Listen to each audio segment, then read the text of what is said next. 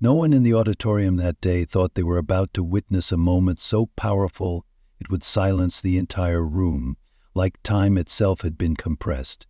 What was supposed to be a graduation ceremony, like any other, with rows of white plastic chairs, echoes of laughter, and the flickering glow of fluorescent lights overhead, suddenly turned into the stage for something much larger: respect, honor, and the quiet but ever-present weight of injustice. It all began when two security guards approached a black man dressed in a Marine Corps uniform. They asked him to leave, but just seconds later, 6 other men, Navy SEAL veterans, rose to their feet from different corners of the auditorium. They said nothing, just looked on steadily, and the room fell completely silent. Solomon Dryden never expected to draw attention when he pulled into the parking lot behind Elmridge High School in his black Dodge Charger. For him, it was just a special Saturday, not for himself, but for a promise he had made to his son. Elmridge looked like any other high school in a small Texas town: faded red brick walls, a slightly rusted iron gate, American and Texas flags fluttering against the summer sky, students huddled near the gym laughing and talking. The simple scene reminded him of the part of America he had once fought to protect. Familiar, comforting, yet far from simple. He parked the Charger next to a wrought iron fence. For a moment he sat still. The inside of the car smelled of worn leather and sweat, the scent of long journeys. He opened the glove box and pulled out a small, time-worn photo. Lena, his late wife, cradling a newborn Tyron. Her gentle smile still had the power to make his chest ache, even 2 years after her passing. "I promised," he murmured, flipping the photo over and tucking it into the front of his uniform. Then he stepped out of the car. Every footfall seemed deliberate, grounded. His deep green uniform was crisply pressed, metals shining on his lapel, his shoes polished so well they caught the morning sun. He wasn't trying to make a statement. This was simply who he was: precise, orderly, and never halfway with anything. He walked slowly from the parking lot to the gym entrance. The crowd was beginning to swell, families gathered in clusters, some holding balloons, others waving signs with students' names. An elderly woman with a cane moved slowly beside her grandson. Everyone radiated anticipation. But for Solomon, the moment held something deeper. It was a mixture of pride and quiet sorrow, like hearing a familiar song but knowing the person you used to sing it with isn't there anymore. He handed his ticket to a volunteer near the entrance. The man, small-framed, wearing headphones and holding a clipboard, gave the ticket a quick glance, nodded and pointed to the 3rd row, left of the stage. "Family section, front row, sir." Solomon nodded his thanks. No words were needed. He began to walk past the rows of chairs, glances following him. Some noticed the uniform, others pretended not to. But he was used to it. As a black man in uniform, a veteran of war zones, he had seen more kinds of looks than most people care to admit. There were looks of respect, looks of suspicion, indifferent stares, and the uncomfortable ones when someone looked away the moment he looked back. He sat down on a plastic chair that creaked under every shift of weight. But he didn't mind. The stage ahead was already set. A silver banner hung high, emblazoned with bold letters, "Class of 2024. Off in the distance, the students' seating was neatly arranged. Somewhere among them was Tyran, tall, lean, with his mother's eyes, 18 years. Gone in a breath. He remembered the night Tyran was born. He had still been in uniform, his nails still dusty from drills in Okinawa. He'd only gotten 4 days' leave, flown halfway across the world to meet his son. And now, here he was, quietly watching him come of age. Have you ever witnessed a moment where time seems to stop? A moment when no words are needed to understand exactly why you had to be there? Solomon's presence in that auditorium wasn't just that of a father attending a graduation. It was the stance of a man whose posture, gaze, and composed stillness spoke volumes. A solemn salute to those who have sacrificed, waited, and kept their promises.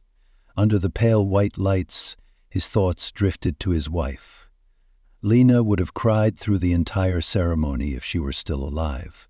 She would have straightened Tyrion's tie at least 3 times before letting him walk out the door. These little details replayed in his mind like a slow-motion film, so vivid it hurt, just as the last note of the national anthem faded, leaving behind an odd hush in the air. 2 men in black uniforms started walking toward him from the right aisle. Solomon's eyes barely grazed them, just long enough to take in every detail. Tucked in black polo shirts, cargo pants, earpieces, radios on their hips. They weren't police officers, but their steps were firm, purposeful. One was short and stocky, clean-shaven with a face like granite. The other was taller, lean, chewing gum like he couldn't wait to clock out and head somewhere more fun. Both looked to be under 30. Solomon watched them approach without moving. Military discipline had taught him that sometimes stillness holds more power than any reaction. The shorter guard dipped his head slightly and spoke just loud enough. "Sir, we need you to come with us." Solomon slowly turned his head. His voice was calm, without a hint of agitation. "Is there a problem?" The taller guard stepped forward. "This section is reserved for graduates' families only." Without saying another word, Solomon reached into his coat pocket and pulled out the printed ticket, the same one he'd handed in at the entrance. Holding it up, his voice remained even. "This is my seat, 3rd row, left side, family ticket." The shorter guard didn't even glance at the ticket. "We've been informed this section is full." Solomon didn't move. His voice remained low and clear. "It was already full when I arrived and sat down. Be specific." "Who gave the order to move me?" The taller one shifted his weight to the other foot, visibly uneasy. They hadn't expected a soldier to stay this calm. No yelling, no panic, just the sharp composure of someone used to navigating unspoken tension. "It's not a big deal," he said, hand casually drifting toward his back like he was about to escort someone. "There are plenty of seats in the back. Let's not make this a thing." Solomon stared straight ahead. His eyes narrowed, not in anger but in calculation. "I drove 8 hours to watch my son walk across that stage. I'll be sitting right here." Heads began to turn. A woman 2 rows up nudged her husband, whispering and pointing.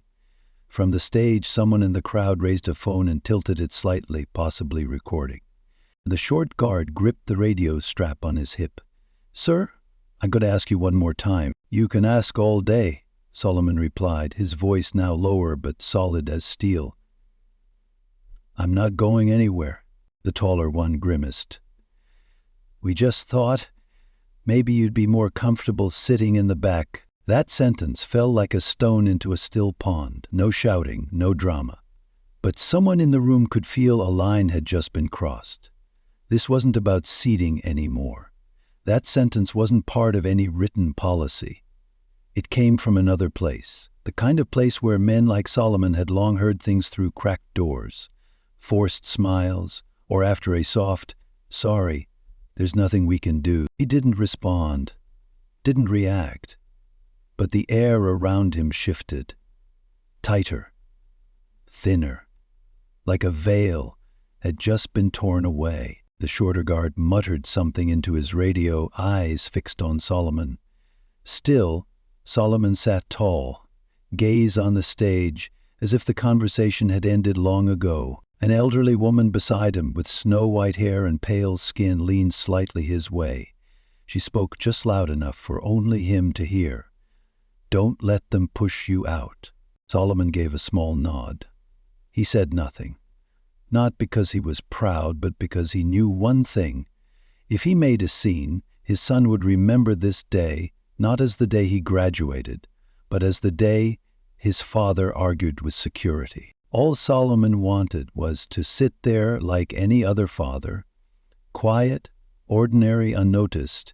He didn't come to stand out. He didn't want the spotlight. He just wanted to watch his son walk that stage on his special day.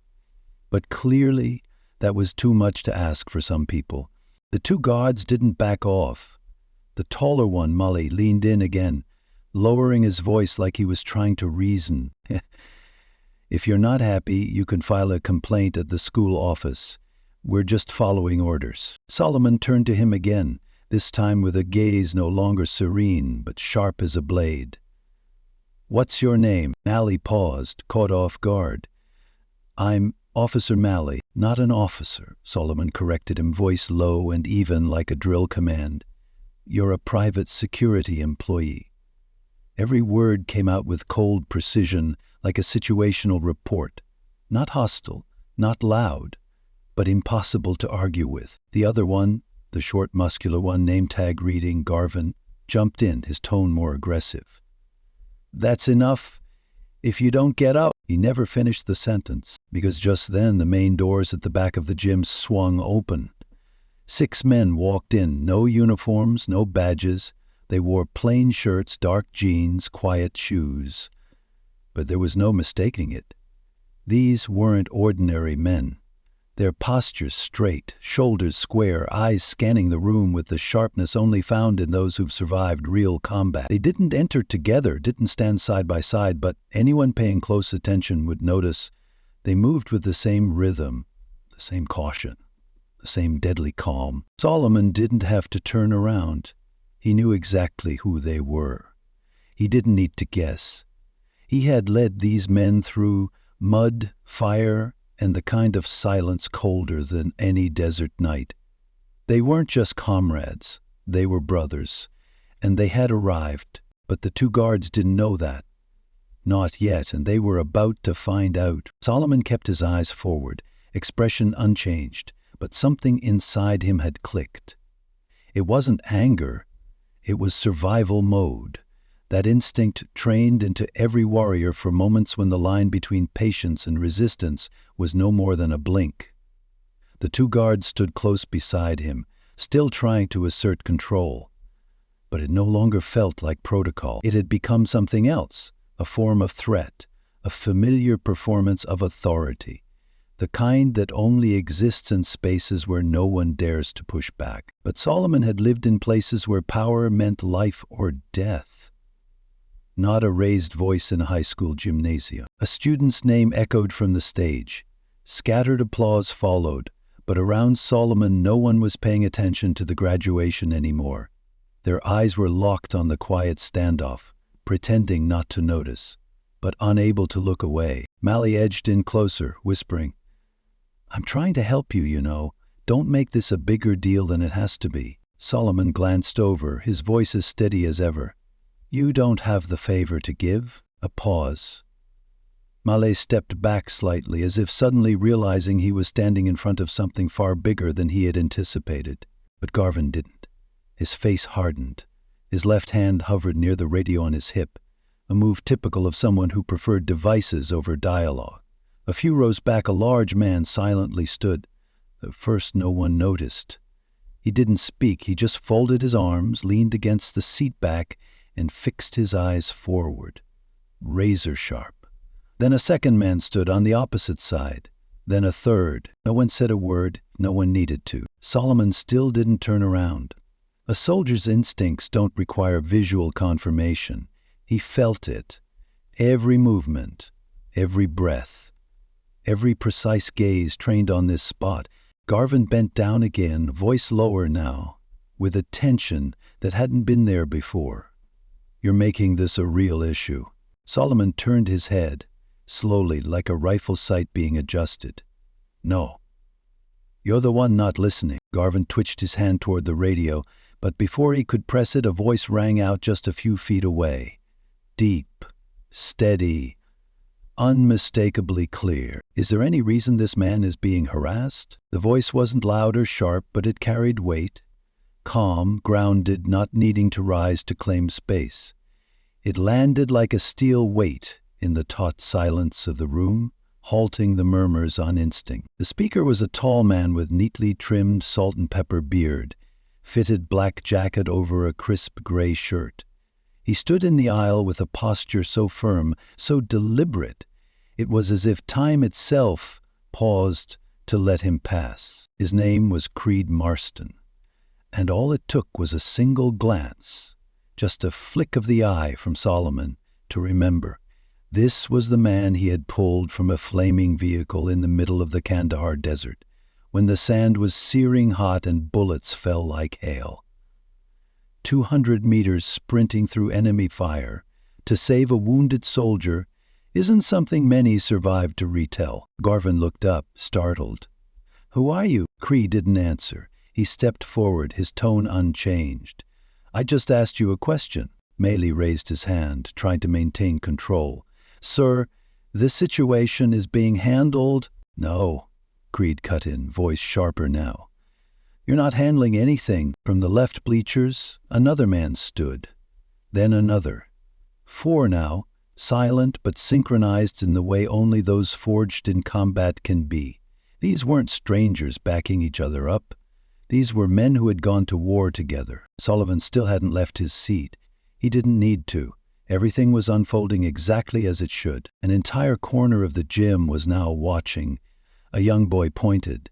A teacher tried to redirect attention to the stage, where diplomas were still being handed out, but no one was watching that anymore. The stage lights had become background for a far more vivid scene. Creed stepped forward again, and now his words carried the weight of command. "You're embarrassing yourselves. And one more word, just one, and this goes beyond your control." Garvin glanced at Maley, clearly shaken. They hadn't prepared for this, certainly not for men like these. Creed held his gaze, unblinking. "I don't care what orders you were given. You have no right to touch this man. You have no authority to ask him to leave, and you will not make that suggestion again." The room fell silent. But it wasn't a silence born of fear. It was the silence of respect, a reverence that needed no explanation, radiating outward like ripples from a dropped stone. Solomon finally lifted his head, meeting Creed's eyes. They didn't smile, no handshakes, no dramatic thank you, just a slight nod, like two old soldiers recognizing each other on unfamiliar ground. And that was enough. Creed nodded in return, his expression softening just a little before he turned and returned to his seat. But the tension didn't dissipate. Everyone watching remained frozen, as if waiting for the next act in a drama that had clearly outgrown the question of seating. And then, suddenly, the world around Solomon seemed to blur. The stage, the banners, the graduation gowns, they all faded into the background like a curtain being drawn back as his mind pulled him somewhere else. Afghanistan, blistering heat, grains of sand like tiny bullets. The late afternoon in Kandahar didn't settle gently. It slammed down like a hammer. That was the day everything changed. Solomon, then a Marine sergeant, had just finished giving out assignments when an explosion tore through the air. An IED buried roadset ripped the lead Humvee into twisted metal, throwing it into a cloud of smoke and flame. Bullets hadn't even started whistling before shrapnel and rock came raining down like a storm. And then came the gunfire. Not chaotic, but calculated. They knew exactly when they were coming. Solomon didn't think. He dove into the only cover left, the scorched door frame of a burning vehicle, then looked up. 6 men were pinned down in the distance, behind a second Humvee billowing smoke. One of them, shot in the thigh, was still crawling forward, dragging another man with him. It was Creed. At the time, he had only been in the field for 3 months. Blood soaked through his pants. Solomon bolted. No radio, no orders. He sprinted across open ground, dodging bullets like dodging near-deaths. He slid behind the wrecked axle just as Creed looked up, blood on his forehead, panting. "You're bleeding," Creed gasped. "Good eye," Solomon replied. He grabbed the harness of the soldier next to Creed, Enrique Soto, and started pulling. Creed gritted his teeth and pushed himself backward, trying to keep weight off his wounded leg. "Where's Divas?" Solomon shouted. Creed pointed left, voice nearly gone. "Under the hood, driver's side." Solomon would never forget the sight. A young soldier trapped beneath the scorched engine block of the Humvee. Sand covered his face, his leg pinned under nearly 1,000 pounds of twisted metal, screaming for help between bursts of gunfire. No one knew who was still alive. Only decisions mattered. Solomon didn't hesitate. He spoke to Creed in a tone that was both an order and a shield. "Stay low, Move when I signal. Creed only had time to nod, and in that instant he began to understand what real leadership looked like. Not command, but trust. A leader isn't the one who goes first. It's the one willing to die first. Solomon charged through the open again. Beneath his feet wasn't just gravel and sand, it was bone, blood, and shattered metal. He dropped down next to Divas, the young soldier trying not to scream from the pain, and grabbed the mangled hood like a crumpled sheet of steel. "Don't! I'm okay, just leave me!" Divas cried, his face pale from agony. "You're not dying here," Solomon growled, jaw clenched. One foot dug into the scorched ground, both hands gripping the metal's edge, and he pulled. His shoulders strained like tight cables, ribs burning, but he didn't stop. The metal groaned under pressure, then shifted just a few inches. Enough for Divas to yank his leg free from the crushing trap. They hit the dirt together, dragging themselves back toward the nearest slope, gasping but alive. Preeth returned to Soto, limping badly. Two others, Lim and Horton, followed close behind, faces streaked with ash, weapons ready for whatever came next. When the gunfire finally stopped, no one cheered. There was no victory, just the sound of breathing, heavy, synchronized, from 6 men who had crossed a narrow path between life and death. Solomon was the last to sweep the area. He didn't retreat until the dust had settled and the medevac chopper touched down. He said nothing the whole ride back, but everyone remembered. From that day forward, no one in that team ever questioned a single thing. If Solomon ever needed them, no matter where, when, or why, they'd be there.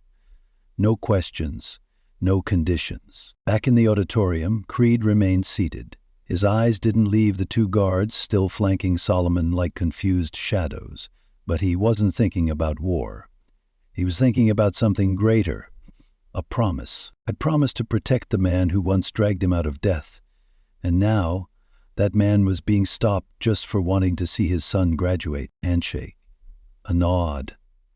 A silent rise from the crowd. These were their languages. And today, they were being spoken again. Another man entered. Javier Meeks, in a dark shirt, took a seat in the 4th row. Then Zachary Wells claimed a spot on the right side of the bleachers. No one said a word. They didn't need to, just a look was enough. Solomon glanced toward the back of the hall. His eyes met Meeks's. No smile, no nod, but it was enough. A look that said, "You are not alone." But Garvin and Mallet didn't understand any of that. Not yet. But they were about to. The ceremony continued as if nothing had happened. Names were still being called, diplomas handed out, and applause rose, slightly too loud, as if to smother the tension still thick in the air. Eyes kept drifting back to the 3rd row on the left, where Solomon Dryden sat like stone, and 2 men stood beside him, unsure what to do next. A school staff member motioned to Garvin from the edge of the stage. She looked concerned, whispering something, hand-gesturing subtly. But Garvin shook his head. He wasn't ready to back down, not because of any valid reason, but because of pride. He had started something and didn't know how to stop without feeling like he'd lost. Malley shifted his weight from one foot to the other, chewing his gum harder, jaw tightening. He clearly wasn't comfortable anymore, but stayed put, hoping someone else would step in and end the standoff for him. Garvin spoke again, this time louder, trying to sound in control. "Sir, this is your final warning." Solomon didn't move. His voice was low, but as sharp and unmistakable as a blow cutting through the silence. "Warning me for what?" Garvin stepped closer, close enough that his belt grazed Solomon's knee, a distance that anywhere else, under different circumstances, would clearly be a threat. "Don't escalate this. We don't want trouble. Just move to the back." Solomon slowly turned his head, locking eyes with Garvin. Not angry, not afraid, just precise, like sighting down a rifle in the dark. "You're the one making this trouble." Garvin couldn't hold back anymore. His voice dropped, but the words fired off like rounds from a chamber. "You think that uniform makes you better than everyone? This is a high school, not your military base. The words dropped like a stone into still water. No one moved. A little girl stopped fidgeting, eyes wide. A man adjusting his camera lens froze mid-mash. Even Mally, who had been standing beside Garvin the entire time, stepped back half a pace, as if the weight of those words hit him harder than the man who'd spoken them. Solomon didn't blink, he didn't respond with anger, he just drew in a breath, not to calm himself, but to stay grounded in the present. "You need to walk away," he said, calm and firm as steel. But Garvin didn't. Instead, his hand dropped near the front of his belt. He didn't draw a weapon, but it was close enough to raise alarms. And that's when Creed stood up. No shouting, no threats, just one slow, deliberate step, as if everything happening now had suddenly become his responsibility. The auditorium wasn't silent, not entirely, but no one was listening to the stage anymore. Creed's voice rang out, clear and commanding. "If you touch him, you'll answer to me." Garvin turned. "And who the hell are you to say that?" Creed took another step forward, eyes locked. "I'm the one saying this ends now." Up on stage, a school board member whispered something to the principal. Moments later, an assistant principal left their seat, quickly heading toward the back hallway, the light on their radio flashing. At that moment, the remaining SEALs all rose. No command, no signal. They simply stood, as if they'd all heard the same silent cue in the air. 6 men scattered across the auditorium, not in formation, but bound by the same instinct. Protect. Garvin was starting to understand. This wasn't just some angry dad. This was a man others were willing to stand for without hesitation. None of the men moved much. No foot tapping, no shifting stance. But the stillness itself felt like the eye of a storm. Moments before it hit, Creed stepped forward again. "You have 2 choices. Walk away right now, or watch this turn into something you won't be able to control." Mally finally spoke, voice shaky but firm. "Let it go, Garvin. Let's walk away." But Garvin hesitated. Solomon didn't look at him. Instead, he turned to Creed, voice low. "Don't waste your breath. He's already made his choice." Creed didn't smile. He just spoke even more quietly, voice turning colder. "Don't mistake silence for weakness." That marked the line. Garvin stepped back. Not far, but enough. His hand dropped away from his belt. His face flushed, not with shame, but with the realization that he'd lost. Not just the argument, but the entire situation. He had no authority left here. The principal emerged from the hallway, striding over and whispering something into the ears of the 2 security guards. No one else heard what was said, but it was enough. Garvin and Mally began backing off, making their way toward the rear exit of the gym, avoiding everyone's gaze. Solomon exhaled, slow and steady, a breath of dignity.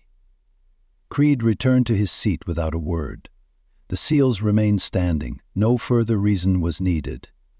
But the tension hadn't lifted just yet. Among the line of students waiting to receive their diplomas, one of them had seen it all.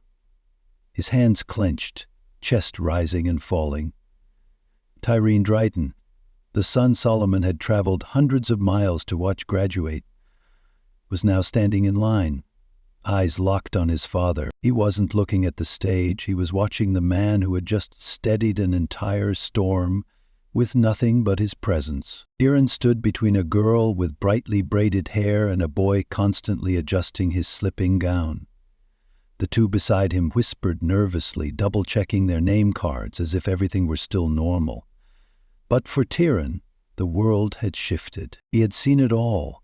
From the moment the national anthem ended and the 2 guards walked toward his father. At first, he thought they were just helping someone find a seat. But something inside his chest had stirred. A gut feeling told him something was wrong. And then he saw his father, sitting there unmoving, calm to the point of eerie. It wasn't the silence of vulnerability. It was the same steadiness Kieran had seen once before, When he was 12 and came home in tears after someone at school had said something deeply hurtful, his father sat just like that, not yelling, not raging, just solid, like steel that never bends. Tyran kept his eyes on his father as he stood in line. He couldn't hear what they were saying, but the way they stood, the tension in their posture, the way they confronted each other without words, it was unmistakable. 2 security guards stepped in. His father didn't move. Then one man stood, a tall figure in a dark jacket, and Tyran understood immediately. That wasn't just some parent. He knew his father, every step, every protective gesture. Without a word, it was the bearing of someone who had once stood beside him in far harsher circumstances. Then another man stood, and another. No shouting, no chaos, but the air in the room had changed. No one was pretending this was just another graduation anymore. Tyran's heart beat faster, not from fear, but from something deeper. Pride, burning low and steady. All these years he had grown up with his father's stories, told sparingly. A few words about a buddy who still sent Christmas cards, a scar he once asked about but only got a vague answer, or that old wooden box in the garage with the faded label, Kandahar, private. He had never known all their names, never seen their faces. But now they were here, standing up, without being asked, without being summoned. They stood as if this moment had been waiting for them, as if they had never stopped watching over the man who was his father. Tyran blinked quickly, pushing away the sting forming at the corners of his eyes. Not now, not here. The line began to move. Names were being called. Applause returned, slowly, as if someone had hit resume after the entire room had paused for something far bigger than a ceremony. An assistant principal gently tapped Tyran on the shoulder, saying something. He didn't catch it, just nodded. The classmate next to him leaned over and whispered, "That's your dad, isn't it?" Tyran didn't answer. He didn't need to. The entire auditorium had already seen, and now everyone understood who the man sitting like a statue in the 3rd row truly was. In the crowd, Creed remained standing. He wasn't looking for attention. He didn't seek praise. His eyes stayed fixed on Solomon, who sat exactly where he had from the beginning, hands resting on his thighs, eyes on the stage, as if nothing had happened. But everyone knew something deeply important had just taken place. The other SEALs remained on their feet too, not to make a show of force, just to be present. And in that moment their silence spoke louder than any speech ever could. Some parents clapped a little louder with each name called, as if trying to fill the room again, to make up for the tension earlier, as if the gym had become a living, breathing body, just now regaining its rhythm after witnessing something sacred. Solomon remained seated, not out of defiance, not out of resentment. He was simply there, as a father, watching his son take one more step toward becoming a man. But the moment that would break through the silence was still coming. Tyran knew. He was only a few names away. He could no longer hear his classmates. Didn't care about the graduation cap, the photos. His mind was filled entirely with one image, his father, sitting alone in that row, surrounded by unfamiliar faces, with unwavering eyes, and a posture that seemed simple, but carried an entire lifetime unspoken. For the first time, Tyran realized he had never truly known his father. He had seen the photos, the medals in the old wooden box, and the carefully folded flag that sat on the bookshelf at home, but they had always been just symbols. Today, for the first time, he understood what they meant, in flesh, in presence, in a strength that couldn't be bought or explained. Those old medals, the faded photos, the box with war-scarred wood, once silent relics in Tyran's life, had now stood up. Today they had moved. Another name called, then another. Tyran was 3 people from the stage. He wiped his palms on his gown, steadied his breathing. The girl in front of him turned, offering a soft smile, as if passing along courage. "You ready?" Tyrion gave a quiet smile back. "More than you think." As he took another step forward, on the other side of the auditorium, Solomon leaned slightly forward in his seat. His gaze never left the stage. He didn't clap for each student, not out of disrespect, but because his entire focus was on one thing: the young man in a black gown, red and white honor cords draped around his neck, and a smile that mirrored his mother's. Another name, then another, and then the announcer's voice caught for a second. She drew a breath, her tone weightier as she called out, "Tyrion Dryden." The name echoed, and for a brief moment the auditorium seemed to hold its breath. Then it erupted. Applause, whistles, cheers, not for titles, not for grades, but for truth, a truth that everyone in the room had just witnessed and now acknowledged. The applause wasn't chaotic.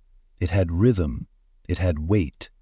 The 6 seals who had been standing from the start now raised their hands and clapped in unison, each clap solid and deliberate, not for show, but as a salute, a ritual, a silent message. "We see you, we see your father, and we honor you both." Tyrion stepped onto the stage, each stride steady, his chin held high. His heart pounded like a war drum, not from nerves, but pride.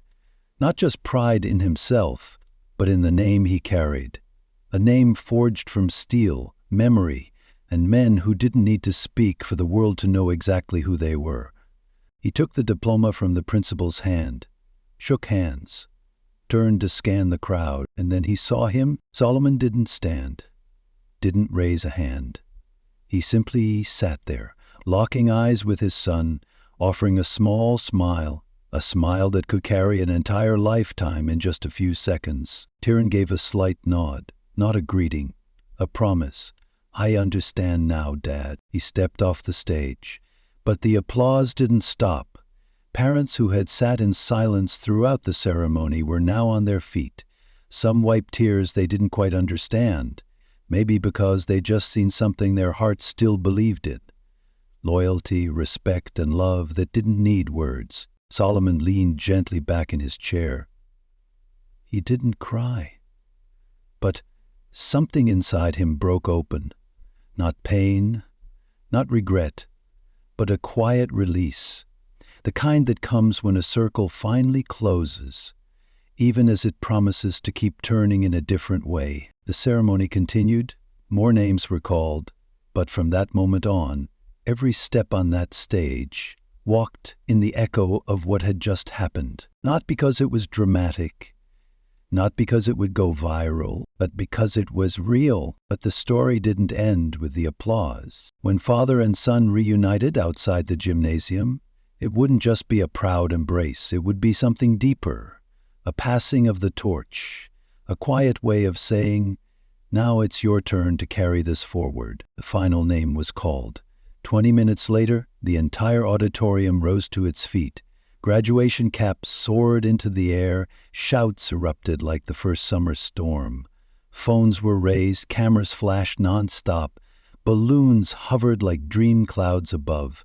Students poured out through the double doors, flooding into the parking lot like a river breaking through a dam. Solomon still hadn't stood.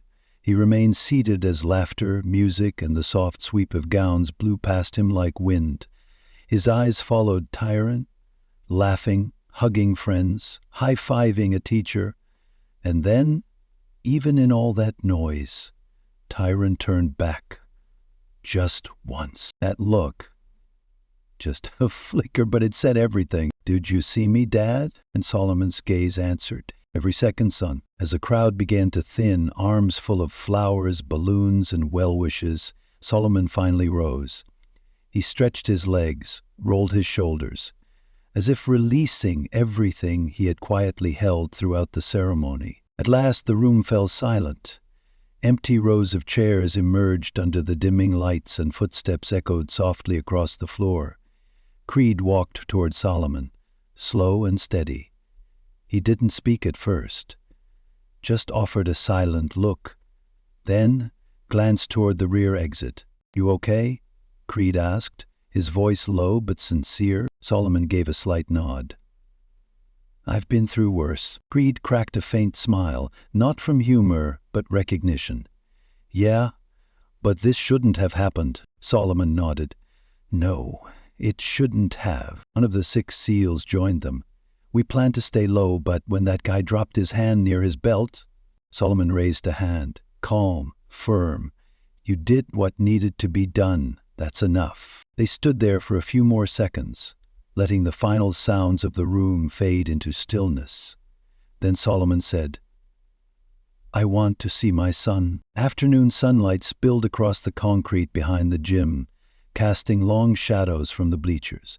Groups of students gathered in loose circles, taking pictures, tossing caps again, calling out to each other over bursts of laughter. Tieran stood near the flagpole, his gown half off his shoulders, diploma folder in one hand, phone in the other. When he saw Solomon approaching, he paused mid-sentence. The noise around him seemed to disappear. They walked toward each other, met in the middle. No one had to lead them. Tieran spoke first. "You okay?" Solomon nodded. "And you?" Tieran looked down for a moment. They tried to kick you out." "I know." Tieran's jaw tightened. "I was about to leave the stage. I swear. Just 2 more seconds and I would have said something." Solomon placed a hand on his son's shoulder. "And that's why you didn't." Tieran looked up, brows furrowed. "What do you mean?" "Because you knew I could handle it, and because you knew how to hold your moment, like a man.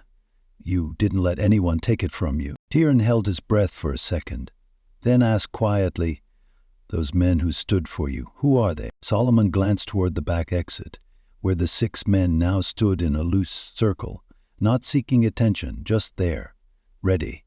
"They're men who've bled beside me, who understand loyalty and gratitude." Tieran nodded slowly. They stood up. That was powerful. "Because it had to be," Solomon said. "Sometimes silence speaks louder than shouting, and standing up without words says more than 1,000 speeches." They stood in quiet for a beat, then Tieran smiled lightly. "So, you gonna tell me some war stories now?" Solomon laughed. "A few. You're old enough now to hear the real parts." The 2 men stood there, not just father and son anymore, but 2 people connected by something that can't be taught, only lived. In the distance, Creed raised a hand. Not waving, just a gesture. Tieran responded instantly, without thinking, like he had been one of them all along. The sun kept rising, but for the Drydens, time seemed to move differently now. Slower, more meaningful. But one final moment still waited, because the real lesson hadn't yet been spoken aloud. The crowd had mostly cleared. People held flowers, hugged friends, shouted goodbyes across the lot. Solomon remained still, not in a hurry. He watched Tieran walking toward the far hallway with his friends. A teacher gave him a high five. Another pulled him in for a light hug. But in the midst of all those faces, Tieran turned. Just once. That look pierced through the crowd, through time, through everything that had come before. "Did you see me, Dad?" And Solomon's eyes answered, "Be second, son." A small moment, but enough to live forever. Solomon and Tieran walked together toward the parking lot. A few families still lingered, laughter echoing around folding chairs and leftover graduation flowers. But the atmosphere had softened, and the afternoon sun was shifting into the warm glow of evening. The familiar Dodge Charger, the same car Solomon's wife once used to drive Tieran to parent-teacher meetings or weekend trips, appeared in the distance. Solomon unlocked it. The soft click echoed gently in the quiet. Tieran stopped at the passenger door, running his fingers lightly over a small scratch just beneath the handle. Without thinking, "If Mom were still here, she'd be the loudest one today," Tieran said softly. "And she'd make you take pictures until you smiled just the way she wanted," Solomon laughed. Sad and warm all at once. They got into the car. The inside still held the heat of the afternoon sun wrapping around them like a cocoon, separating them from the rest of the world. Tyrone turned to his father, eyes serious. "I have to ask, why didn't you say anything to those guards? Why did you just sit there?" Solomon tapped the steering wheel lightly, then turned back with a calm gaze. "Because I don't need to stand up to prove who I am. And I definitely don't need to raise my voice to be heard." Tyrone stayed quiet for a moment, looking out the window as if weighing each word. "You know, all my life it's felt like I've had to choose between two things. Either let it go or get angry." Solomon replied, unhurried. "That moment today, what those men did, it wasn't new, but how we respond. That's what defines who we are." Tran turned back, voice lower. "But they disrespected you, in front of everyone." "Maybe did," Solomon said, "and everyone saw it. But they also saw something else. They saw 6 men, who could have been anywhere else, stand up. Not because I asked them to, but because they understood what that moment meant." Tyrone lowered his head, letting the truth settle. Solomon looked straight ahead, his voice dropping lower. "Son, life will give you 100 chances to respond with anger, and sometimes that anger is justified, but most of the time silence cuts deeper, and dignity stays. That's what people remember." He reached into his chest pocket and pulled out the familiar photo, the one of his wife holding baby Tyrone, its edges worn, corners folded. He placed it in his palm gently, as if gripping it too tightly might break it. "I carried this through Kandahar, through losing your mother, and today I carried it again. Not because it makes me stronger, but because it reminds me what's worth protecting." Tyrone looked at the photo. His voice dropped as if he just touched something buried deep inside. "You always knew who'd stand by you." Solomon smiled, one of those wordless smiles. "I don't need to know everything. I just need to have faith. Real men don't disappear when things get uncomfortable. They show up, and they stay." Tyrone sat quietly for a moment, then said, voice soft but firm, "I want to be like that, like you." Solomon turned to his son. "You already are. You walked across that stage with pride. You didn't let your anger steal that moment from you. You stayed steady even when everything around you tried to shake you." Outside the window, the last SEALs were climbing into their vehicles. Creed glanced back toward the Charger one last time before leaving. Solomon gave a small nod, no words, just a nod, a mark of something eternal. Tyrone leaned back in his seat. "So, what now, Dad?" Solomon turned the key. The engine rumbled softly, like an old familiar exhale. "Now we go home, and you get to pick where we eat." Tyrone grinned. "Waffle House." "Ah," Solomon laughed. Of course. The Charger rolled out of the parking lot, its wheels humming over concrete glowing golden in the sunset. The school faded behind them, shrinking in the rearview mirror. But what had happened inside that auditorium, the looks, the silent stands, the words unspoken, would never fade. Not for those who were there. And for Tyrone, that day marked something far beyond a diploma. It was the day he realized growing up isn't loud. It's how a person holds themselves when no one's looking. Some people shout to be noticed, and some just sit quietly and are never forgotten. If this story resonated with you, take a second to like the video, because one calm act can change the entire room. Share it with someone who needs the reminder. Silence is a voice too. Subscribe to the channel for more stories like this one. Real, moving, and meant to make us better. Don't forget to hit the notification bell, because some moments, if missed, you can never get them back. Not everyone needs to shout to be heard. A quiet father made the whole room rise. What do you think about that kind of power? Drop your thoughts in the comments. I'll read every one.